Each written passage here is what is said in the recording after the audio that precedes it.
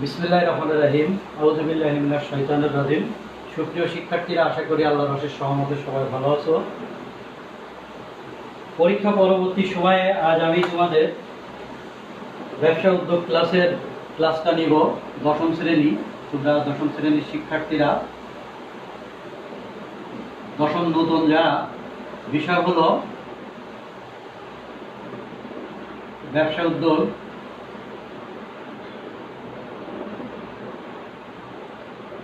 আজ আমি তোমাদের প্রশ্নপত্র সমাধান এবং প্রশ্ন সিলেবাস নিয়ে প্রশ্ন সমাধান,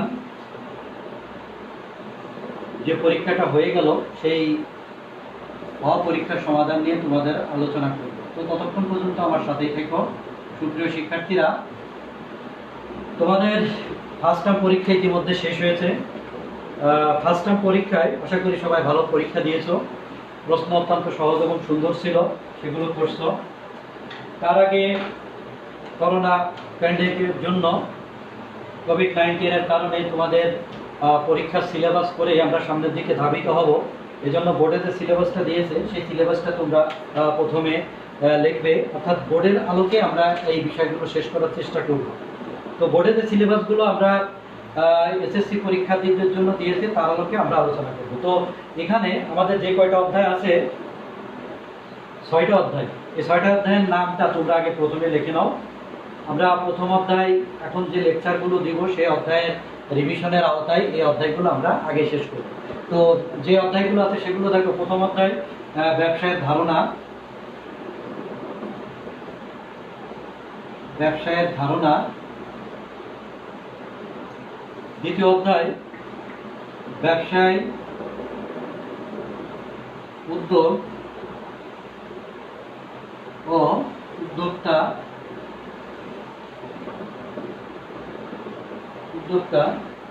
ব্যবসায় উদ্যোগ ও উদ্যোক্তা। তৃতীয় অধ্যায়, তোমরা অধ্যায়গুলোর নাম জানো, আত্মকর্মসংস্থান।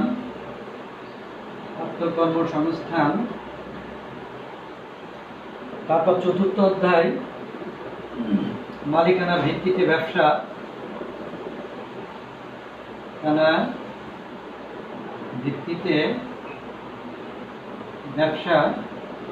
তারপর আছে অষ্টম অধ্যায় ব্যবসা প্রতিষ্ঠানের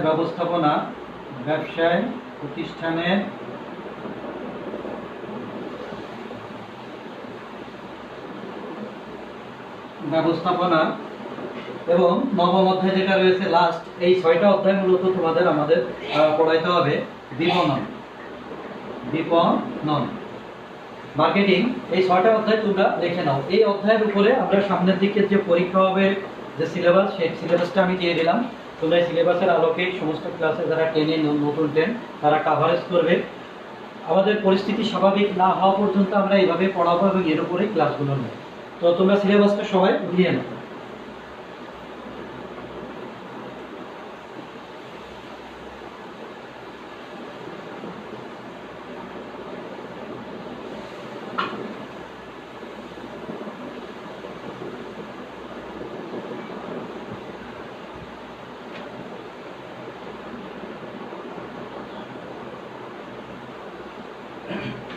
আশা করি সবাই দেখতে পারছো।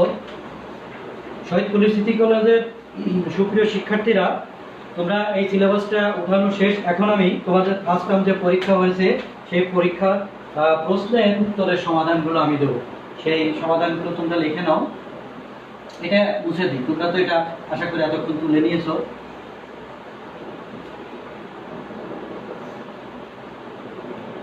সিলেবাস যাই থাক, 100 নম্বরের পরীক্ষা হবে। এখানে মানবন্টনে কোনো সমস্যা নেই, 100 নম্বরই থাকবে। আমরা এই অধ্যায়গুলো যেহেতু ইম্পর্টেন্ট এবং বোর্ডের থেকে প্রদত্ত, তো এই অধ্যায়গুলো বারবার আমরা বারংবার রিপিট করব। তো সমাধানগুলো দেখো তোমরা সবাই। প্রশ্ন যাদের ফার্স্ট টার্মের হাতে আছে তারা প্রশ্নগুলো একটু দেখে নাও। প্রথম এক কথায় উত্তরের সমাধানটা দেব। এক কথায় উত্তরের প্রথম যে উত্তরটা, পাবলিক লিমিটেড কোম্পানির সর্বনিম্ন সদস্য কত? তোমরা জানো পাবলিক লিমিটেড কোম্পানির সর্বনিম্ন সদস্য 7 জন। 2 নম্বর, বাংলাদেশে কত সালের কোম্পানি আইন পরিচালিত? তোমরা জানো সালে, 1994 সালে। তোমরা অনেকেই উত্তর এগুলো সঠিক দিয়েছো, খাতাগুলো দেখেছি, ভালো নাম্বার পেয়েছো। যারা পরীক্ষা দাও নেই তাদের জন্য হুঁশিয়ারি, তারা অভিভাবক সহ অবশ্যই আমার সাথে দেখা করবে এবং তোমাদের পরবর্তী কি পদক্ষেপ নেওয়া যায় সেগুলো ব্যাপারে আমরা সমাধান দেবো। তারপর 3 নম্বর, লভ্যাংশ নগদে না দিয়ে শেয়ার বন্টন করা হলে ওই শেয়ারকে অগ্রাধিকার শেয়ার বা বোনাস শেয়ার যেটা বলা হয় সেটা বলা যাবে। অর্থাৎ লভ্যাংশ না দিয়ে শেয়ার বন্টন করা হলে সেটাকে বোনাস শেয়ার হিসেবে কাউন্ট করা হয়। বোনাস শেয়ার, অনেকে দেখলাম অগ্রাধিকার শেয়ার লিখেছো। অগ্রাধিকার শেয়ার দিকে গেলেও যারা প্রতিষ্ঠানের মূল মালিক বা শেয়ার হোল্ডার, তারা সাধারণত এই নগদ টাকার পরিবর্তে বোনাস শেয়ারটা অগ্রাধিকার ভিত্তিতে পেয়ে থাকে। অগ্রাধিকার বোনাস শেয়ার লিখেছো অনেকে, এটাও হবে। তারপর 4 নম্বর, যৌথ মূলধনী কোম্পানির মুখ্য দলিল স্মারকলিপি।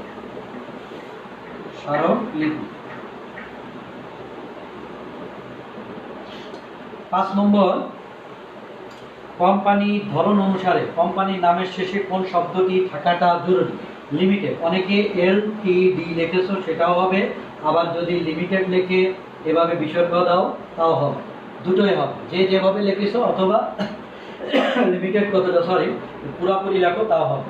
6 নম্বর প্রশ্নের সমাধান হলো, কোম্পানি আইন অনুযায়ী প্রাইভেট কোম্পানির সদস্য সংখ্যা 2 থেকে শুরু করতে পারে। তোমরা অনেকে লিখেছো 2 থেকে 50 জন, সর্বনিম্ন যেহেতু কথাটা আছে সেহেতু কোম্পানি আইন অনুযায়ী সদস্য সংখ্যা কত, 2 থেকে 50 জন। যদি কেউ 2 লেখো তা হবে, কিন্তু শুধু 50 জন লিখলে হবে না, 2 কথাটা লিখতে হবে। 7 নম্বর, রাষ্ট্রীয় ব্যবসায়ের মুখ্য উদ্দেশ্য জানো তোমরা, যেহেতু সরকার প্রতিষ্ঠা করে, সেটা হচ্ছে জনকল্যাণ। 8 নম্বর প্রশ্নের সমাধান হলো, বাংলাদেশে পরিচালিত সবচেয়ে পুরানো রাষ্ট্রীয় প্রতিষ্ঠান কোনটি। বাংলাদেশ ব্যাংক। যেহেতু বাংলাদেশ স্বাধীন হওয়ার পর বাংলাদেশের অর্থনৈতিক চাকাকে সমুন্নত রাখার জন্য 1974 সালে একটা অধ্যাদেশ গঠন করা হয়। সেখানে বাংলাদেশ ব্যাংকে সমস্ত ব্যাংকের মূল মালিক হিসেবে, সরকারের কেন্দ্রীয় ব্যাংক হিসেবে ওই ব্যাংকের নীতিমালা প্রণয়ন করে সমস্ত আর্থিক ব্যবস্থাটা স্ট্রং করে। এটা হলো কেন্দ্রীয় ব্যাংক। তারপরে 9 নম্বর, বর্তমান কত সালের আইন অনুযায়ী সমবায় সমিতি গঠিত ও পরিচালিত। 2001 সালের আইন অনুযায়ী গঠিত পরিচালিত। বাংলাদেশের কত সালের আইন সমবায় সমিতি? 2001 সালের আইন। অনেকে 2004 সাল লিখেছে, এটা হবে উপবিধি, ফাইন নয়। 10 নম্বর, সমবায় সমিতির মুনাফার কত অংশ বাধ্যতামূলকভাবে সংরক্ষিত তহবিলে 15% রাখতে হয় সংরক্ষিত তহবিল। তারপর তার মধ্যে 13% রাখতে হয় অবশ্যই, আর 2% আমাদের প্রশিক্ষণ খাতে ব্যয় করতে হয়। সেক্ষেত্রে যদি কেউ 13% বা 15% লিখে থাকো তা হবে, তবে 15% সমবায় সমিতিতে রাখা বাধ্যতামূলক। এরপর 11 নম্বর সমাধান হলো,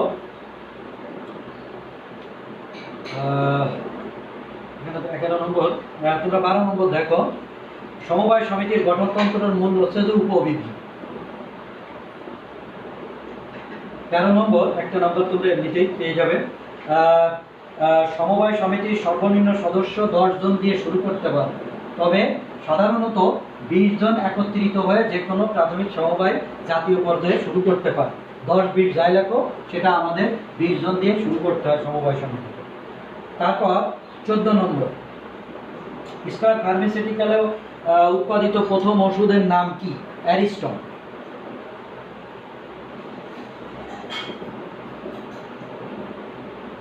অ্যারিস্টন যে সিরাপটা, এটা বিখ্যাত সিরাপ হয়েছিল। 15 নম্বর, জহুরুল ইসলাম কত সালে চাকরি থেকে ইস্তফা দেন? 1951 সাল। 16 নম্বর, সফল ব্যবসায়ী উদ্যোক্তা হিসেবে শাহিদা বেগমের সন্তান ছিল 4 জন, 4 জনই কন্যা সন্তান। 17 নম্বর, জহুরুল ইসলাম কোন স্কুল থেকে ম্যাট্রিক পাস করে?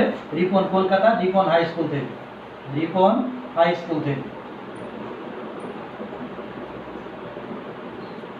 তারপর 18, তোমরা দেখো নিচে দেখা যায় কিনা, সুপ্রিয় শিক্ষার্থীরা সমাধানটা একটু দেখে নাও। আমি মনে হয় একটু উপরে লিখি, তোমাদের দেখতে একটু কষ্ট হবে। 18 নম্বরটা উপরে লিখি। আশা করি এতটুকু তোমরা লিখে ফেলেছো।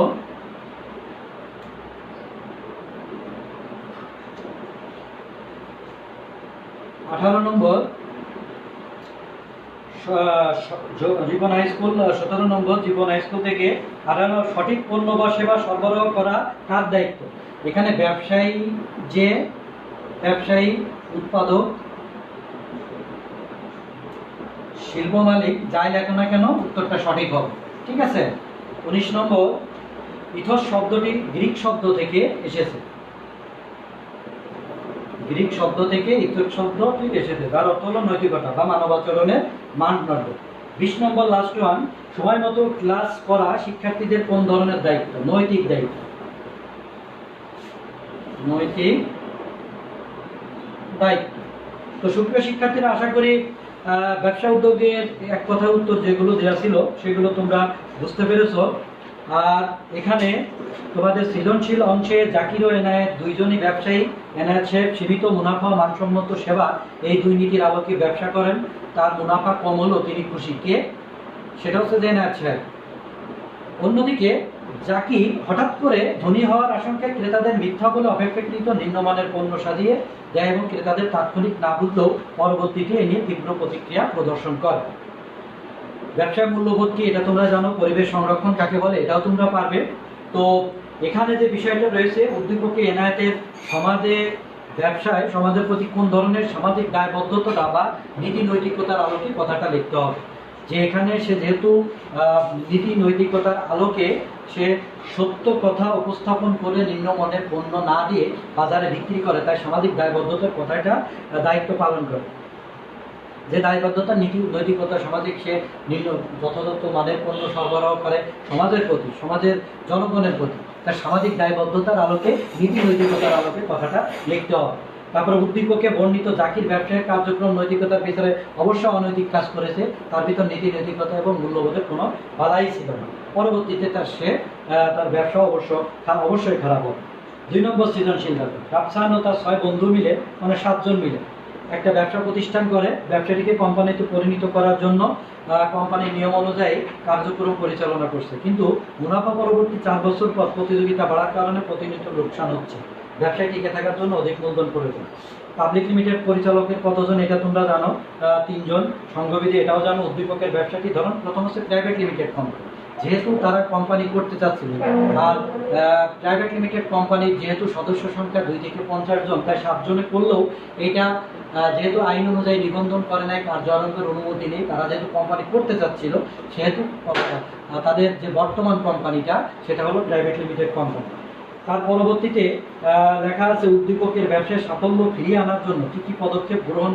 অবশ্যই পাবলিক লিমিটেড কোম্পানি করতে হলে তাদের মূলধনের পরিমাণ বাড়াতে হবে, শেয়ার বাজারে ছাড়তে হবে, তাদের মুনাফা লাভ করতে হবে। এর আলোকে তোমরা কথাগুলো লিখে দেবে। 3 নম্বর প্রশ্ন দেখো, তোমার এলাকার 100 জন কৃষক পণ্য উৎপাদন, ক্রয়, বিক্রয়, মানে সবই সততা নামের এক ধরনের কোম্পানি গঠন করে, মূলত কৃষি পণ্য উৎপাদন, ক্রয়, বিক্রয়। সমিতিতে তাদের প্রত্যেকের শেয়ার সমান। 2015 সালে উক্ত সমিতি 10 লক্ষ টাকা মুনাফা অর্জন করে। সমবায় সমিতি অনুযায়ী তাদের মুনাফা বন্টন করে। সমবায়ের মূলনীতি সাম্যের নীতি, সকলের প্রতি সমান আচরণ, উপবিধি পারদর্শিত কোন প্রকার সমবায়? এটা হচ্ছে যে উৎপাদক কৃষি সমবায়। আর শতকাশ প্রত্যেকের সদস্যের প্রাপ্ত মুনাফা, যে 10 লক্ষ টাকা আছে 15% প্রাপ্ত রেখে 10% 15% রেখে বাকি টাকা তারা মুনাফা হিসেবে গণ্য করে সমানভাবে ভাগ করে নেবে, যেহেতু শেয়ার সংখ্যা সমান। বাংলাদেশ রেলওয়ে একটি পরের প্রশ্নে 4 নম্বর, বাংলাদেশ রেলওয়ে একটি সরকারি প্রতিষ্ঠান। দেশের জনগণের সেবা প্রদান এবং জনকল্যাণ ভূমিকা রাখাই এর প্রধান কাজ। সরকারি প্রতিষ্ঠানের উন্নয়নের লক্ষ্যে আমাদের উচিত এ ধরনের প্রতিষ্ঠানকে আর্থিকভাবে সার্বিকভাবে সহযোগিতা করা। কারবার, রাষ্ট্রীয় কারবার কি, রাষ্ট্রীয় কারবারের মূল লক্ষ্য কি, এটা উল্লেখিত সংস্থাটি কিভাবে উন্নয়ন করা? অবশ্যই বেসরকারি খাতে দিয়ে বেসরকারিকরণের মাধ্যমে। গ নম্বর রাষ্ট্রীয় প্রতিষ্ঠানের মানে জনগণের প্রতিষ্ঠান। এই উদ্দীপক অবশ্যই জনগণের প্রতিষ্ঠান, যেহেতু জনগণের দেয়া প্রদত্ত ট্যাক্স দিয়ে কারবার পরিচালিত হয় এবং জনগণের কল্যাণের উদ্দেশ্যে এটা পরিচালনা করা হয় এবং সরকার নিয়ন্ত্রণ করে, তাই এটা জনগণের প্রতিষ্ঠান হিসেবে এর আলোকে লিখতে হবে। তো আশা করি প্রশ্নগুলোর সমাধান তোমাদের দেওয়া হয়েছে। আজকে অনেকগুলো বিষয় তোমরা জানতে পারলে। এখন আমি তোমাদের সিলেবাস প্রদত্ত যে বিষয়গুলো দেওয়া হয়েছিল সেই তার আলোকে আমি তোমাদের সংক্ষিপ্ত করে আজকে প্রথম অধ্যায় আলোচনা শুরু করব। প্রথম দেখো, প্রথম অধ্যায় প্রথম অধ্যায়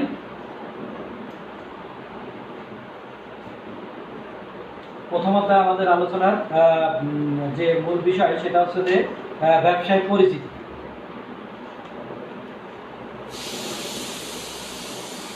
ব্যবসায় পরিচিতি পৃষ্ঠা নম্বর 3। তোমরা বের করো, সবার আশা করি বই খাতা কাগজ কলম সব আছে। এখানে ব্যবসায়ের সংজ্ঞা দেওয়া হয়েছে, আরো সংজ্ঞা দেওয়া হয়েছে, ব্যবসায়ের আওতা, ব্যবসায়ের উৎপত্তির ইতিহাস। আমি প্রথম ব্যবসায়ের সংজ্ঞা। মুনাফা অর্জনের উদ্দেশ্যে মানুষের যাবতীয় বৈধ কার্যাবলীকে ব্যবসা বলে। অর্থাৎ আর বিও হুইলার বলেছে প্রকৃতি প্রদত্ত কাঁচামালগুলোকে প্রক্রিয়াজাতকরণ করে মুনাফা অর্জনের জন্য মানুষ যে সমস্ত কার্যাবলী পরিচালনা করে তাকে ব্যবসা বলে। ওদের মধ্য থেকে মূল যে কথাটা ব্যবসা কি বা ব্যবসা কাকে বলে তোমরা এভাবে কথাটা লিখতে পারো। মুনাফা অর্জনের জন্য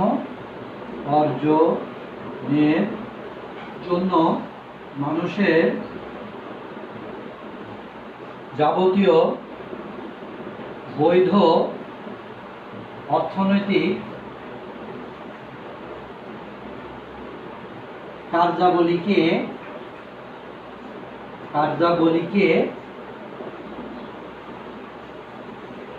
ব্যবসা বলে। তোমরা এই কথাটা দিতে পারো। সুপ্রিয় শিক্ষার্থীরা, এই কথাটা সুন্দর করে তোমরা একটু লিখে নাও।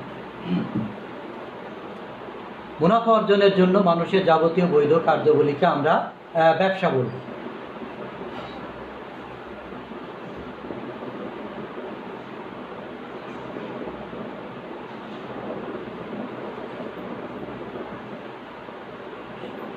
তো সুপ্রিয় শিক্ষার্থীরা, আজ আমি ব্যবসায় পরিচিতি অধ্যায়ের ব্যবসায়ের সংজ্ঞাটা বললাম।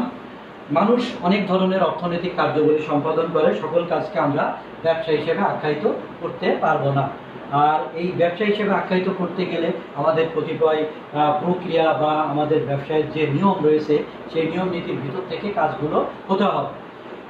তো মানুষ অনেক ধরনের অর্থনৈতিক কার্যাবলী সম্পাদন করে, কিন্তু দেশের আইন অনুযায়ী যদি সেটা বৈধ না হয় সেটাকে আমরা অবশ্যই ব্যবসা হিসেবে গণ্য করতে পারবো না। এজন্য ব্যবসা হতে গেলে দেশের পরিচালিত আইন অনুযায়ী বৈধভাবে কাজটা হতে হবে এবং সে অনুযায়ী কাজটা পরিচালনা করতে হবে। মানুষ অনেক ধরনের কার্যাবলী সম্পাদন করতে পারে, যেমন হিরোইন, আফিম, বিভিন্ন ধরনের মদ, গাঁজা, এগুলো কিন্তু অর্থ দিয়ে কিনে গোপন করে সেটা ভোক্তাদের বিক্রি করা হয়। কিন্তু যেহেতু দেশের আইন অনুযায়ী এগুলো অবৈধ এবং এর সাথে দেশের আইন সাপোর্ট করে না, এ কারণে এটাকে আমরা অবশ্যই ব্যবসা হিসেবে আখ্যায়িত করতে পারব। এই জন্য মুনাফা থাকতে হবে, লাভ থাকতে হবে। এই সমস্ত কাজের জন্য লাভ রাখার আশায় মানুষ যে সমস্ত বৈধ কার্যগুলি সম্পাদন করবে আর্থিক, সেইগুলোকে আমরা অর্থনৈতিকভাবে ব্যবসা হিসেবে গণ্য করি। তো ব্যবসা আসলে একদিনে হয় না, পর্যায়ক্রমে বারবার করতে করতে ব্যবসায়ের হয়। তো তোমরা এই সংজ্ঞাটা দেবে, মুনাফা অর্জনের উদ্দেশ্যে মানুষের যাবতীয় বৈধ অর্থনৈতিক কার্যগুলিকে ব্যবসা বলে। এটা আশা করি লিখছো। এখন আমি ব্যবসায়ের যে উৎপত্তি বা ক্রমবিকাশ, এর ইতিহাস, সেটা নিয়ে একটু আলোচনা করব। ব্যবসায়ের উৎপত্তির মধ্যে তিনটা ভাগকে আমরা এখানে দেখাবো। সেটা হলো, প্রথম হচ্ছে যে প্রাচীন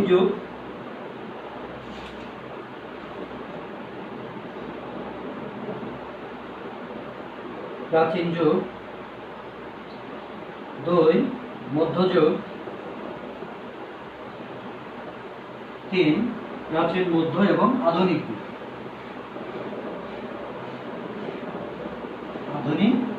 যুগ। সুপ্রিয় শিক্ষার্থীরা, প্রাচীন যুগ বলতে আমাদের মধ্যযুগের সূচনার আগ পর্যন্ত। এখানে স্পেসিফিক কোনো কিছু বলা নেই যে সালটা কত, তবে মানুষ যখন সমাজবদ্ধভাবে, দলীয়ভাবে নিজেদের জীবন রক্ষার তাগিদে মিলেমিশে একত্রে বসবাস শুরু করল প্রাচীন সময়ে, তখন তারা চিন্তা করলো যে আমাদের জীবিকার প্রয়োজন, আমাদের নিরাপত্তার প্রয়োজন, আমরা সুন্দরভাবে জীবনযাপন করব, মিলেমিশে থাকবো। সেক্ষেত্রে তারা যেমন এই সময়ে প্রাচীন যুগে মানুষ ব্যবসা করার উদ্দেশ্যে প্রথমে তারা জীবনের তাগিদে কি করেছে, পশু শিকার করেছে। তাদের কার্যবলীগুলো কি ছিল, পশু শিকার। পশু শিকার করে তাদের খাদ্যের চাহিদাটা মিটিয়েছে। তারপর আছে মৎস্য শিকার, মৎস্য শিকার, ফলমূল সংগ্রহ, ফলমূল সংগ্রহ। এই কাজগুলো কিন্তু প্রাথমিক অবস্থায় প্রাচীন যুগে মানুষ করত।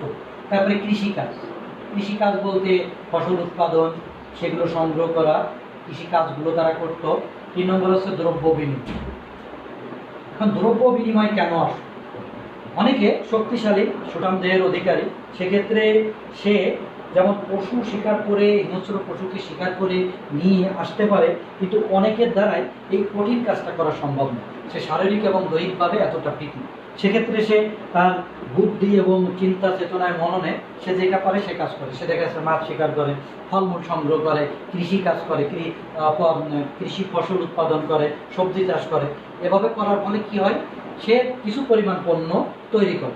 এক্ষেত্রে যে পশু শিকার করে তার মাংসের চাহিদা মেটে, কিন্তু যে শস্য উৎপাদন করে তার ভাত বা সবজির চাহিদা মেটে। কিন্তু তারও যে পশু শিকার করে তার যেমন ভাতের প্রয়োজন, আবার যে চাষাবাদ বা সবজি উৎপাদন করে তার মাংসের প্রয়োজন। সেক্ষেত্রে তারা কি করলো, বিনিময়ের মাধ্যম হিসেবে যে আমরা তুমি ওইটা দিয়ে আমি এটা নিই, এভাবে নেওয়ার পর তারা পরস্পর বিনিময় শুরু করলো। ব্যবসার চিন্তা চেতনা, বিজনেস যে আক্ষরিক শব্দ বিজনেস ইংরেজি, এর বিং বিজি টু এনিওয়ান, কোনো কাজে ব্যস্ত থাকা, এটা কিন্তু প্রাচীন যুগ থেকে আস্তে আস্তে মানুষ একটা কাজের সাথে কোনো না কোনোভাবে প্রত্যক্ষ বা পরোক্ষভাবে জড়িত ছিল। আর এই জড়িত থাকার কারণে কিন্তু মানুষ ব্যবসাটা শুরু করেছিল।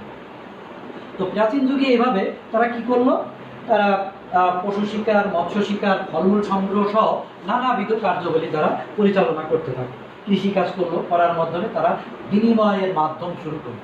তো বিনিময় করতে করতে তারা একটা সময় দেখলো, আমরা যে বিনিময় করতেছি এটা একটা মানদণ্ড থাকা যায়। এইটা কিন্তু তাৎক্ষণিকই তাদের চিন্তা চেতনা বা মননে এটা আসেনি।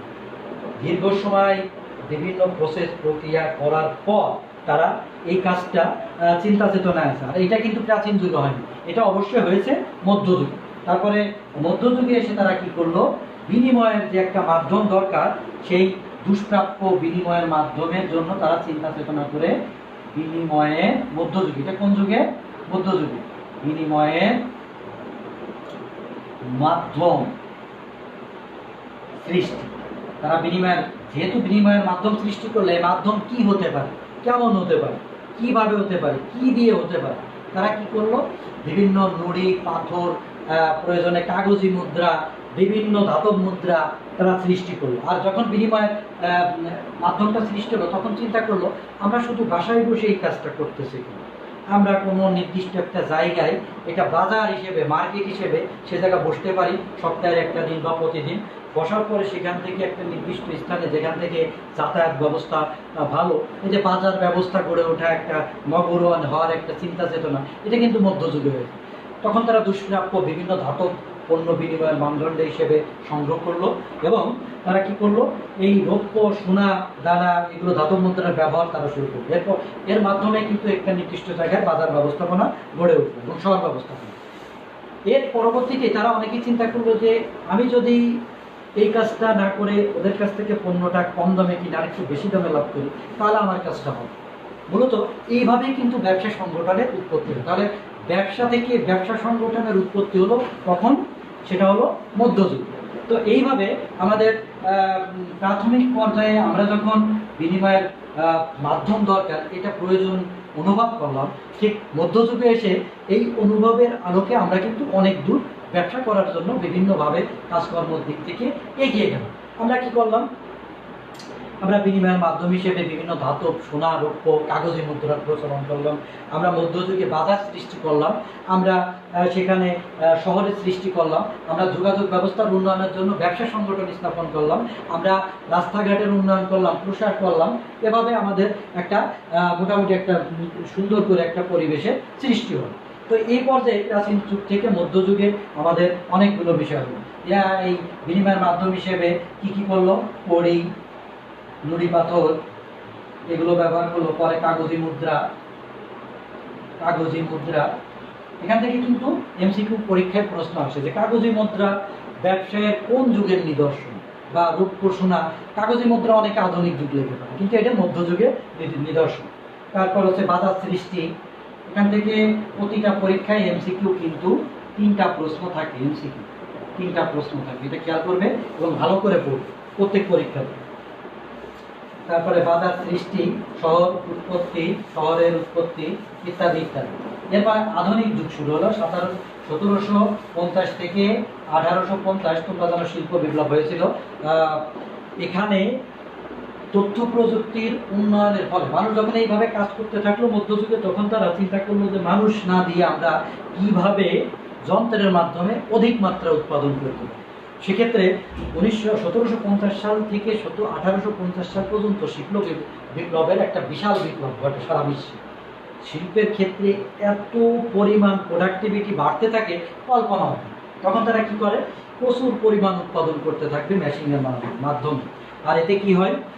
মানুষ বেকার হতে শুরু করে। তখন বেকার যে যুবক সমাজ ছিল, তারা আন্দোলন শুরু করে যে আমাদের কর্মবিলোপ করে প্রতিষ্ঠানে এত উৎপাদন হচ্ছে কেন। শিল্প বিপ্লব মূলত এর মাধ্যমে সৃষ্টি হয়। পরবর্তীতে একটা তাদের বিভিন্নভাবে প্রশিক্ষণ, দক্ষতা, স্কিল, ম্যান পাওয়ার হিসেবে গণ্য করে ট্রেনিং দিয়ে তাদের কাজ করা হয়। তো আমি যেটা বলতেছিলাম, আধুনিক যুগে ব্যবসায়ের সমস্ত দিক দিয়ে পণ্যের গুণগত মান উন্নয়ন, বাজার ব্যবস্থা, যোগাযোগ ব্যবস্থার উন্নয়ন, অর্থাৎ আধুনিক যুগে সমস্ত কিছু ব্যবসায়ের উন্নতি ঘটে।